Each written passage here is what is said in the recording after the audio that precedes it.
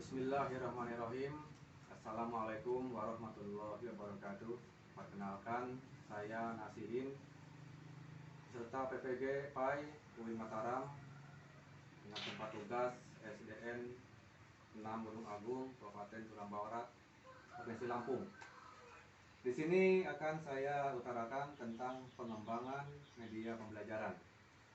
Pengembangan media pembelajaran adalah serangkaian proses atau kegiatan yang dilakukan untuk menghasilkan suatu media pembelajaran berdasarkan teori pengembangan yang telah ada. RPP yaitu panduan langkah-langkah yang akan dilakukan oleh guru dalam kegiatan pembelajaran yang disusun dalam skenario tersebut. RPP merupakan pegangan bagi guru dalam melaksanakan pembelajaran baik di kelas, laboratorium, dan atau lapangan untuk setiap kompetensi dasar. Adapun media pembelajaran juga dapat diartikan sebagai segala sesuatu yang dapat digunakan untuk menyalurkan pesan, merangsang pikiran, perasaan, perhatian, dan kemauan siswa sehingga dapat mendorong proses belajar. Dan untuk selanjutnya, lembar kerja peserta didik atau LKPD.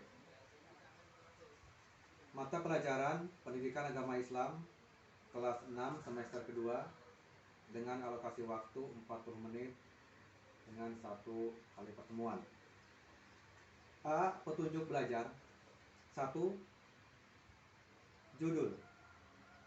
Dengan ilmu pengetahuan, semua menjadi lebih mudah. 2.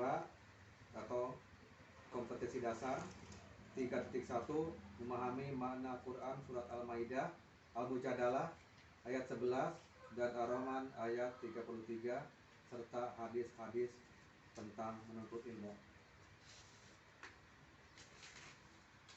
Dan yang selanjutnya, tugas-tugas dan langkah-langkah kerja. 1. Membuat media pembelajaran, yaitu berupa ayat Allah yang ditulis di karton.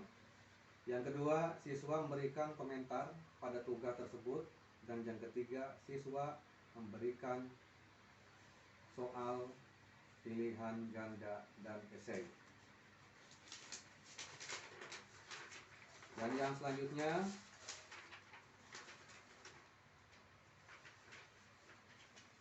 untuk selanjutnya akan saya utarakan tentang cara pembuatan media pembelajaran atau yang disebut alat peraga. Adapun langkah-langkah awal untuk pengadaan alat tersebut, kita siapkan alat tulis yang dalam hal ini spidol, dan yang kedua disiapkan kertas yaitu berupa karton.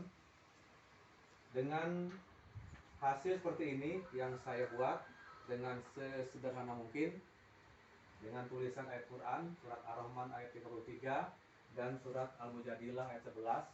Tapi walaupun dengan sederhana ini bisa dijadikan untuk alat untuk mempermudah, untuk memperlancar dalam kegiatan belajar mengajar. Dan perlu juga saya bahas tentang makna surat Ar-Rahman ayat 33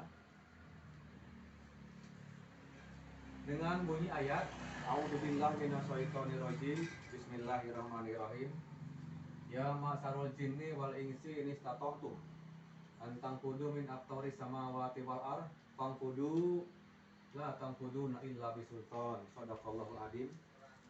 Adapun makna dan maksud dari ayat ini,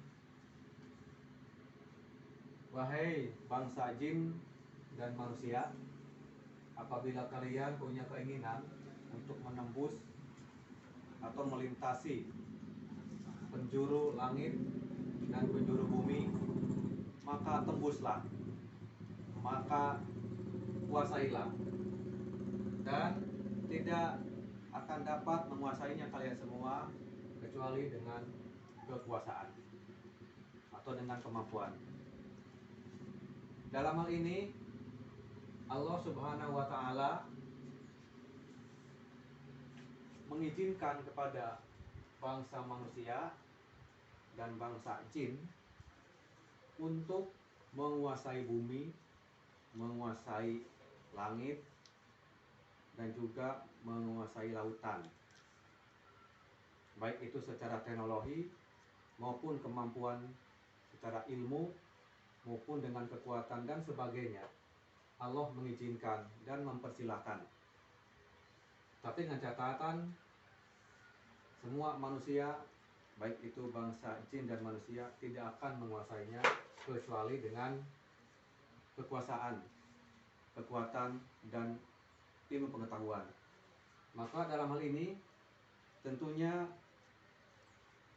semua akan bisa kita laksanakan, segala sesuatu akan kita wujudkan hanyalah dengan kekuatan, yaitu dengan bekal ilmu yang kita miliki. Itu sedikit penjelasan tentang dari pengertian surat Ar-Rahman ayat 33. Dan untuk berikutnya sedikit saya akan mengulas tentang surat Al-Mujadilah ayat 11. Berbunyi, a'udzubillahi minasyaitonirrajim, bismillahirrahmanirrahim. Ya ayyuhalladzina amanu idza qila lakum tafassahu fil majalisi fafsahu yafsahillahu lakum. Wa idza qila suju fangsuju yarfa'illahu alladzina amanu minkum walladzina utul ilma darajat wallahu bima ta'maluna khabir. Shadaqallahul adzim.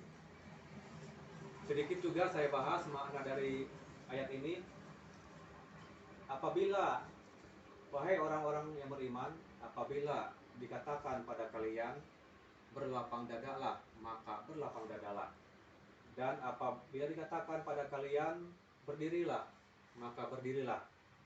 Karena Allah akan meninggikan derajat orang-orang yang beriman dan orang-orang yang diberikan ilmu dengan beberapa derajat. Dan Allah mengetahui segala apa yang kamu lakukan. Jadi maksudnya dalam surat ini, apabila ada seseorang atau siapapun yang kepada kita memohon untuk berlapang dada, berikhlas, tulus, maka lakukanlah itu. Dan apabila ada orang juga yang mengatakan berdirilah, maka kita berdirilah. Sebab semua itu apabila kita laksanakan, Allah akan meninggikan derajat kita. Karena kita dianggap tinggi derajatnya apabila kita beriman dan memiliki ilmu berapa derajat. Dan dengan demikian kita tidak bisa berbuat apapun selain dari pengawasan Allah, karena Allah mengetahui segala apa yang kita kerjakan. Itulah yang bisa saya utarakan. Mudah-mudahan bermanfaat. Sekian dan terima kasih. Wassalamualaikum warahmatullahi wabarakatuh.